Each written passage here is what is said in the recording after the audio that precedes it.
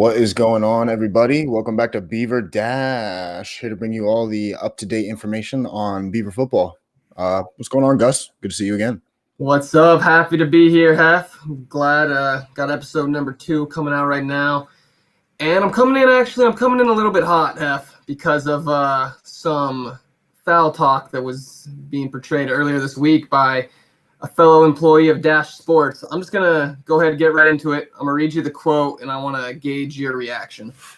So earlier this week, on Monday, Cougar Dash hosts said, and I quote, "I don't know who looks at this team and goes, oh no, we got to play Oregon State." They then went on to say, the hosts at Beaver Dash are a little bit disillusional. They're calling for 4-3, 5-2.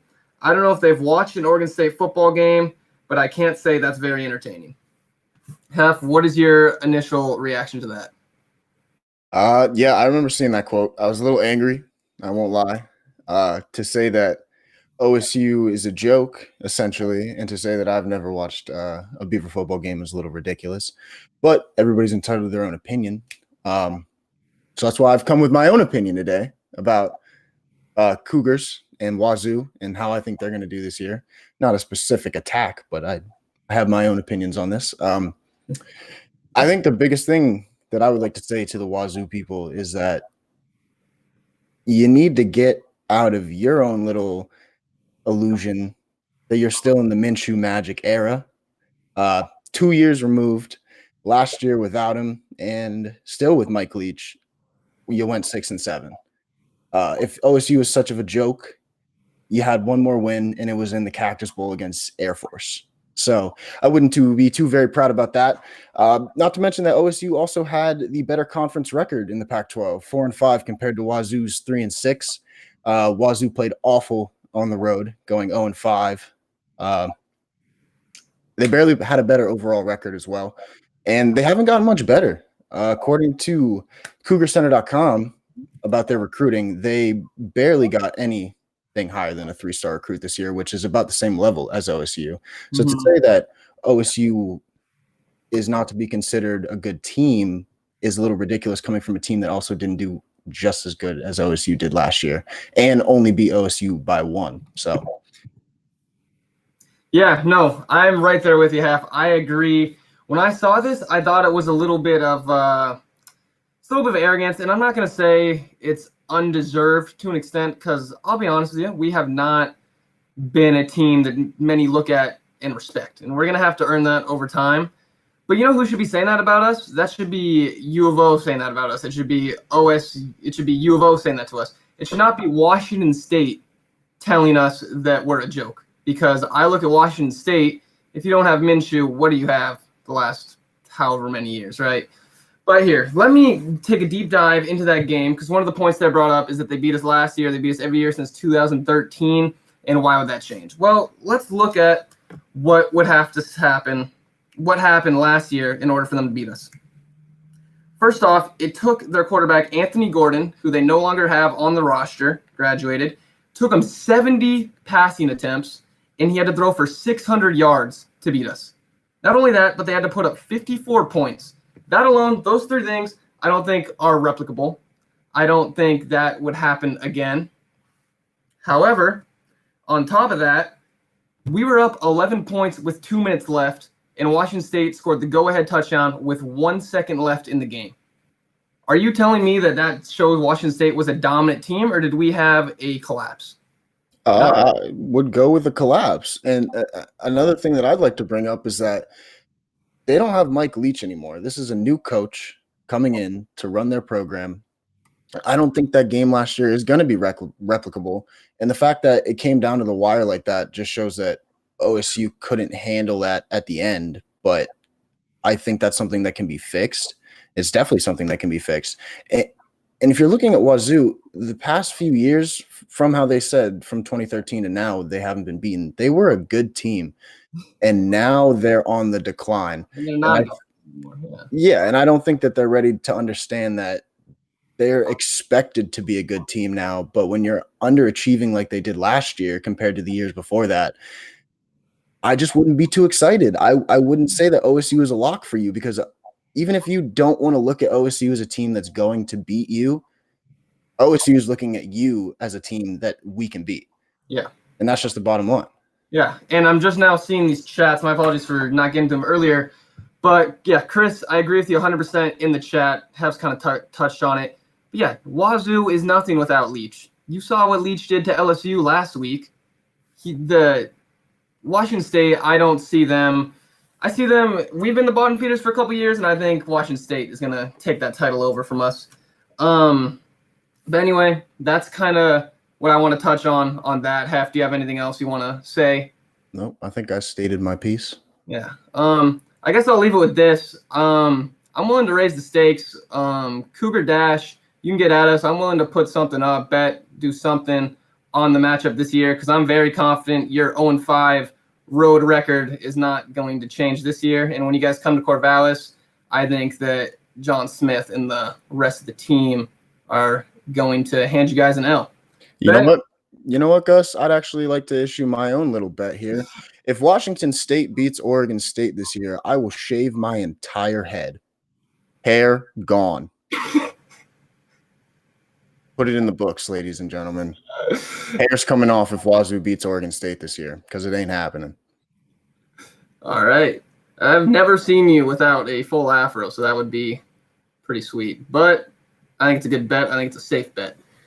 Anyway, let's move on to more important news now that we can get that little aside out of the way.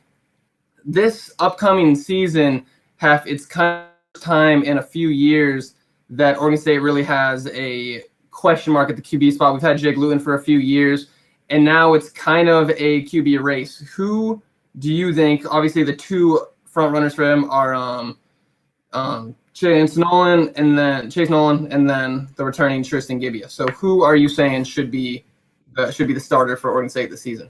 I'm saying Oregon State goes with Gibbia. He is the returning quarterback for one. He knows the system a lot longer than Nolan did, and I think that his work with Jonathan Smith last year, even though he didn't get a lot of playing time, is going to be a lot better than what Nolan is going to have coming into the season. Knowing the playbook is definitely the number one thing that any quarterback needs to know, because if you can't run the plays, then your offense is a total sham.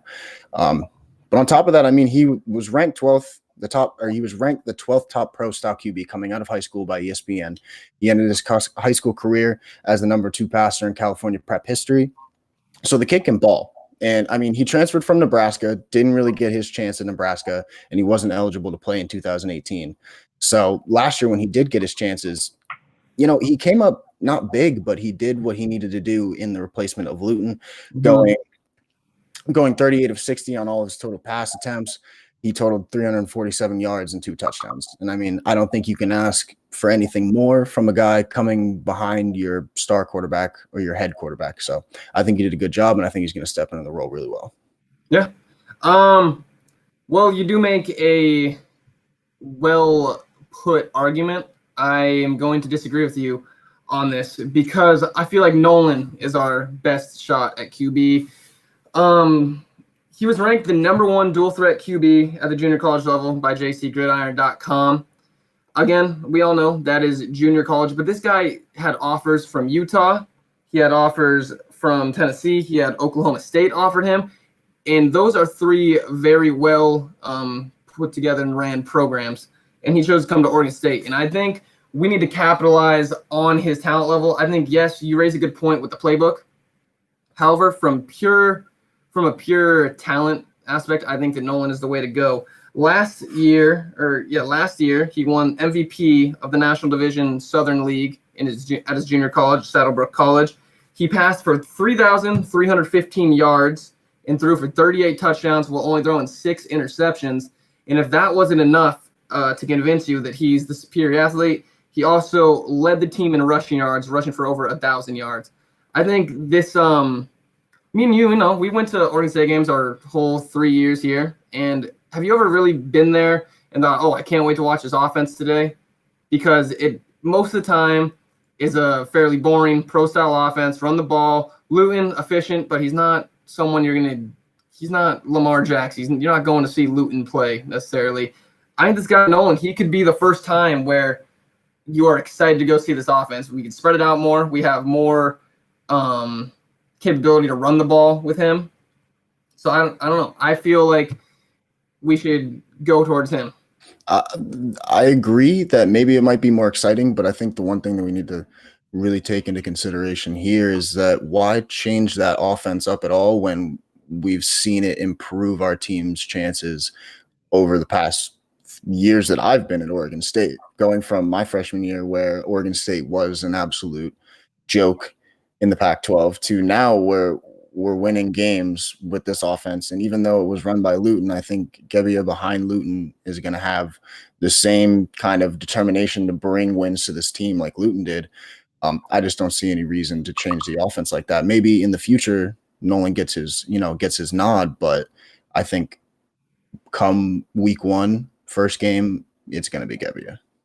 Yeah, I mean, I see where you're coming from, but do you think Gebbia, not to say this is necessarily a bad thing, because I don't think Luton was necessarily the problem these past few years. He was a 4-year starter here. I don't think he was necessarily the sole reason why we never went to a bowl game, why we were constantly the bottom of the Pac-12. But with that being said, is Gebbia just more of the same? Is he just going to be a continuation of Luton? And if so, why don't we try to actually put together an offense that can be dynamic in the Pac-12 and can spread the ball out? We can run it. He has a nice arm. We can pass it with Nolan. But I'm saying if we use Gebbia, I don't want to go through another. I guess he would have 3 more years of Luton, even though he's a fine player. But I don't know if that's enough to get past some of the teams we struggled against. Yeah, I mean, it comes down to the offensive line, if we're being honest. Luton had all the talent in the world to lead that team to where it needed to go. But when you have not a lot of time to throw the ball, you're going to get sacked every time. It's just, you're going to be scared. Obviously, I wouldn't want to stand in the pocket with big Pac-12 guys running at me when our O-line can't block worth anything. So I think that if Gebbia is going to succeed, it's going to come down to the people in front of him, but not his own play. He's definitely got enough talent to come out there and lead the Oregon State team. Yeah, and I don't want to keep running in circles here, but I think that's the sole problem is that we don't have that offensive line that's going to just sit there and you have a passer who can just sit in the pocket all day, which is why we need someone back there who does, if pressure gets to him, he can scramble out. He can make a play with his feet. That way you might want to spy him. You might not want to send as much pressure, But I guess this is kind of how I see it because I do see your points. And honestly, I think the more likely scenario is that it's going to be Gebbia starting, not Nolan, at least to start the season. But with that being said, this is kind of how I look at it. I kind of think Gebbia is more of a floor raiser. So I don't think if he starts, I don't think we're going to get embarrassed in a lot of games. We might not have mistakes. We might not turn it over. But I think our ceiling isn't necessarily as high as if we play Nolan. I think Nolan is a high risk, high reward type of guy. He might make more mistakes. It'd be his first time playing against this level of competition. But he can do things that we haven't really had an athlete like him capable of doing in past years.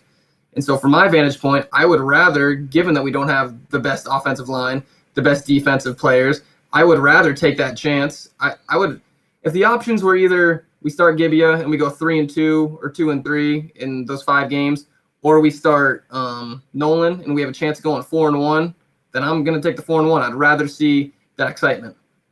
No, I can agree with you there in with what you're saying. That, I mean, I don't want to take this year as an experimental year, but there's a lot up for grabs. Nobody really knows truly who is going to win the Pac-12 this year. So I think if you were to go out there and try to experiment with the quarterback position, maybe have one start one game, have the other start the other game and see who does better, it would be a good year to do it. But yeah, I just think that Gebbia is going to be the starting quarterback come week 1. Also, I see we have some chats. I can't really see the chat though. If you wanted to read those and see if we can get some responses to the people watching our show. Shout out to you guys for watching Beaver Dash today. Our Chris Kirchner said Gebbia played better than Herbert in last year's Civil War. I mean, Chris, if you're still on, who would you prefer to see starting? I'm curious. But yeah, I mean, he did play better. There's no doubt. I wonder how much of that was due to just U of O. They didn't game plan for Gebbia and they game plan for Luton. So maybe they just had to make adjustments on the fly, which is why Gebbia looked a little better. Because I think either of us would be foolish to think that Gebbia is a better quarterback than Luton right now. He's not. But I don't know. I think he does have the tenacity. I think he could be a solid guy. But I'm really interested to see what Coach Smith will do. Maybe this could be a dual quarterback system. Maybe we have Luton in on plays, we have Nolan in on plays. I'm not exactly sure how he wants to do that, but I think if you have an athlete like Nolan, we got to get him involved somehow in any way we can, Yeah. I guess moving on to our next topic, kind of touched on this last week. Want to revisit a little bit more now. We touched on recruiting last week, and this week we're going to focus a little bit more on transfers. So we do have, as you know, Oregon State has a couple of pretty solid transfer players coming in this year. Trayshawn Harrison and Trey Lowe obviously headlining that. But what do you think overall? What impact can these transfer players have immediately on the Oregon State team? Well, I mean, as we know, the two biggest hits we took to the team were losing Luton and losing Hodgins. Losing Luton isn't as big of an issue as we just talked about the quarterback debate. I think we have two great quarterbacks that can come in and lead that team, but it's up to question for our wide receivers. I think that Trayshawn Harrison is going to bring a lot of experience. He didn't really get his shot. And like we mentioned last week, maybe instead of getting 4-star, 5-star recruits to Oregon State, maybe Oregon State becomes kind of like a last chance university. And that's how I kind of feel for Trayshawn Harrison this year. Coming from FSU, Florida State, he's going to have that ACC experience. He's playing against arguably a tougher conference. Even though he didn't get as many chances as you would like, I think that he comes in to Oregon State and not only becomes a leader with his experience, but also gets to show out with one of the new quarterbacks that we have coming in. Yeah, no, that's true. Trayshawn Harrison, I want to stay on him for a second before we move off, because I think he could be an impact player right away. And I'm not saying he's going to be able to fulfill the role or the void that Hodgins left us with, but he can be an impact player right away. I'm not sure if you've watched any of his film, but this dude, he is a legitimate deep ball threat. He's very fast, and then he also has moves in the open field. He returns some kicks and punts for Florida State in his time there. I think that will definitely be something we utilize him in as well. I mean, the kid has all the talent in the world. He was a 4-star out of high school, the number 2 player in Washington. So there's no doubt in the talent there. But I guess this kind of brings up a question I have is how can we make sure that, or what would Oregon State have to do to make sure we unlock all that talent? Because obviously it wasn't completely unleashed at Florida State. So what can we do to ensure that we're getting the best version of Trayshawn Harrison and all the other transfers for that matter? Well, like I said, I don't think he really got his chance when he was at Florida State, and whether that was just his on-field motivation, his off-field social life, who knows? I don't know what happened to him there at Florida State, but I'm glad he came to Oregon State. I think what Oregon State needs to do to really give him the opportunities, and I hate to bring it up again, but it's going to be that O-line. It's going to be getting our quarterback the time to throw him the ball, because if he's a deep threat, like you said, he's not going to get down the field in 2 seconds. He's going to have time for Gebbia or Nolan to step back in the pocket, look for him, and toss that thing up and let him go get it. But if you're not going to be able to let him have the opportunity to go up and get it, there's no point in having talent like that. Yeah. So I think it's going to depend on the offensive line and how they do this year. Yeah. And that goes for just about every other offensive position we have. If you don't have a good offensive line, your offense isn't going to run. Yeah. Would you say then that, I guess this might lead into a different conversation maybe for another day, but is the key to our season, is it the offensive line performance? Because it kind of seems like you keep coming back to this. And there's a lot of storylines around how are you going to fulfill the holes that Hodgins and Luton left, and how are we going to replace some of those seniors that graduated from our defense? Do you think the most important thing for success this season is that offensive line? Oh, most certainly. Most certainly, because last year it was not good at all. I mean, you can look at all the attempts that Luton had, missing a lot of passes, and it's mainly just because he didn't have enough time to stand in there and really set it up and throw that football. If you got guys, like I said, you got big Pac-12 D linemen rushing at you with absolutely no time, I would also most likely let something out of my pants. Like, it's a scary thing to see. And if you have 2 seconds to throw the ball off, your offense is going to not go far down the field. You're going to get like 5 yards of play, and there's no point. Yeah, no, that makes complete sense. I guess staying on the transfer page, kind of refocusing us here, have you looked at all into Trey Lowe or read about him all? Because he's another guy that I think is pretty interesting for me from a transfer point of view. I'm sorry, could you repeat that? Well, I guess I can start. Trey Lowe, the Washington wide receiver transferred here. He's another guy I think could be an impact player right away. He's only 5'8", 180 pounds, but I mean, the dude's fast. He'd be another great wide receiver, put him in the slot. He's another guy that I think what's going to be the same kind of deal with Trayshawn Harrison is that, yes, we need offensive line, but we have the skill players, I think, and we have the quarterback talent. And so that's one reason that, if nothing else, Oregon State fans should be excited that we're actually going to see some players that can make something happen on the field this year, you know? Yeah, no, and now you mentioned his height. I mean, I'm going to throw this out there. Little guys need love on the field, too. Dude's definitely got some speed. I mean, he's coming from Washington, one of the better Pac-12 teams. It's gonna come down to once again, it's gonna come down to the offensive line. He needs the time to run his route, get open, and allow a quarterback to throw the ball to him. But yeah, I think he's gonna be a good transfer. He's coming from a good school. I don't really know what happened to him at Washington and why he's transferring, but I'm really glad he's here to join us at Oregon State, and I'm excited to see what he has to do. Yeah, no, this guy, he's a certified stud. I'm not exactly sure why. I couldn't really find anything as to why he transferred. But out of high school, he won Oregon State Gatorade Player of the Year. Not Oregon State, Oregon Gatorade Player of the Year. And then on top of that, he had offers from U of O, Oklahoma State, I believe, Tennessee. He had a couple offers. So, I mean, he's one of those guys that I don't know what it is with Oregon State. Maybe we could become that team that builds our program through transfers. I don't know how realistic that is, but it seems like we're getting a lot of these guys who went to maybe higher caliber schools at first, but now they're coming back to Corvallis, and I'm not sure what the reason is for that, but potentially that could be a route we go. Yeah, I think it's the Superettes definitely bringing them all in. No, I agree. But do you think that's our best hope to build this program and to build this team up? Is it through transfers, or should we still be focusing our efforts on attracting top high school recruits?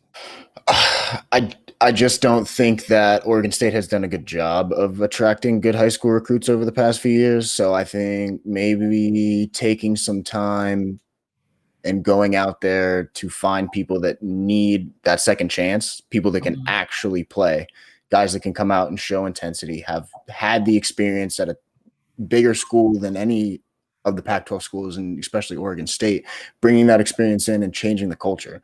That's one of the biggest things that needs to happen is Oregon State needs to change the culture. I mean, right now it's obviously a losing culture. Everybody you talk to, we don't look at Oregon State. Oregon State's just another W on our list.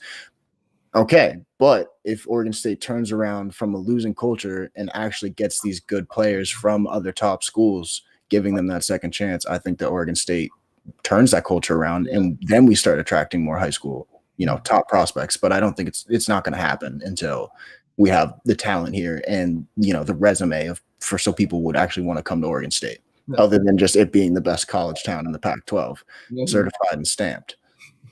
Well, that's kind of interesting because that leads right into our final topic. Another way I think that we can raise the caliber of our school or the respect of our school is having that players, alumni that have NFL success, right? Obviously, one reason a top high school recruit is going to come to your college to play is they want to win a national championship. These top, right? They want to win a national championship. They want to compete for conference championship, or they want to get the best chance to prepare for the NFL, right? And Oregon State, we had a couple draft picks this year, Jiglu and Isaiah Hodgins, who we've kind of touched on. But do you think if those guys could go on, hypothetically, say they had 2-3 years from now, they're impact players on their respective teams, how much, if any, do you think that could help a team like Oregon State recruit prospects? I want to say that it's going to help, but I mean, look at the people that we do have as our alumni. I mean, we have a first ballot Hall of Famer in Chad Johnson, Ocho Cinco, either way, and TJ Hushmanzada. I mean, if that's not enough to bring people in, I just don't know what more they could do. Maybe in the future, I think if we get more people into the NFL, it's going to help, but I just don't see us having arguably a first ballot Hall of Famer in our resume here, and we still can't get more than 3-star recruits. Yeah, no, I do think that is a fair point. However, at the same time, it doesn't hurt to have some NFL success. If we could have Hodgins, especially I think if we could have Luton have some success, we could really attract some more QBs, especially if Gibbia is, as some Oregon State fans say, Chris in the chat, think he's really that much, that if he's going to be the same caliber quarterback as Luton, if we'd have a couple quarterbacks in the NFL who have legitimate success, I think that's going to help attract some more players, some more prospects. But to give a brief overview of some of the people I know, probably a little bit interested about how our alumni are doing in the NFL. So Jake Luton, he is on the Jaguars, and it'll only be a matter of time till Oregon State beats Washington State again when Luton takes Minshew's job here in a little bit if he keeps playing like he did against the Dolphins. But aside from that, the coaching staff has nothing but good things to say about Luton, and we know this. We've seen him. He's a stand-up guy. Doesn't turn the ball over, very efficient, kind of who you want as a backup, I'd say, in this league. I don't know if I see him as a guy who's a legitimate NFL starter per se, but he seems like a solid locker room guy, good guy to have in your team. What is your gauge on Luton? Do you think he could be a starter someday or no? I mean, I think he could be a starter. But like you said, it kind of just depends. If he wants to start in Jacksonville, he's going to have to beat out Minshew, and it's like Chris said in the chat, it's kind of like he's stuck behind Minshew, and it's going to be a long road ahead of him because right now everybody's really hyped on Minshew, but I'm not. I'm really not. I just don't think that Jacksonville team is that good. I think they're having a pretty lucky first 3 weeks of the season, and like you said, he didn't do very well against the Dolphins. But yeah, if he wants to start this year, it's going to take Minshew getting hurt or sidelined from bad play. But yeah. I think in the future, if he stays on that team and he learns how to, become an NFL quarterback, he's definitely going to be a starter someday. Mm-hmm. Yeah, I could see that as well. I think that'd be solid if he could. The other guy, Isaiah Hodgins, he hasn't touched the field yet. First 3 weeks he was out due to shoulder injury, kind of undisclosed. The team basically said he's going to require surgery at some point, but they're going to try and run him out there later this season and see if he can play through it. Just kind of interesting. I would really like to see him play some NFL minutes. Obviously, I hope he gets healthy and he plays when he is fully healthy. But Hodges is a guy I actually look at. He's never going to be a wide receiver 1, wide receiver 2, but he's a guy who can definitely contribute. Especially you look at some of the teams around the league. You tell me a team like the Eagles wouldn't be fortunate to have a guy like Hodgins on their team. There's a lot of teams that get depleted from the wide receiver position, especially later in the season. So I think Hodgins is going to have I think he's going to have a nice little career in the NFL. He's going to play multiple seasons. I think he'll have he'll make his mark. He'll have a couple pretty good seasons in the NFL, if I had to guess. Yeah, Hodgins is going to make his way into that Buffalo Bills lineup one way or the other. If anything, I see him taking Cole Beasley's spot if Cole Beasley leaves. He's a quick guy, can get down the field, catch the ball. That's all you can really ask for when you already have such talented wide receiver core in Buffalo, and you have a talented quarterback like Josh Allen. I think he's going to make his way in that lineup. I don't think it'll take long. It's definitely going to take some injuries and some time and some motivation, some dedication, but he's going to get there. Yeah.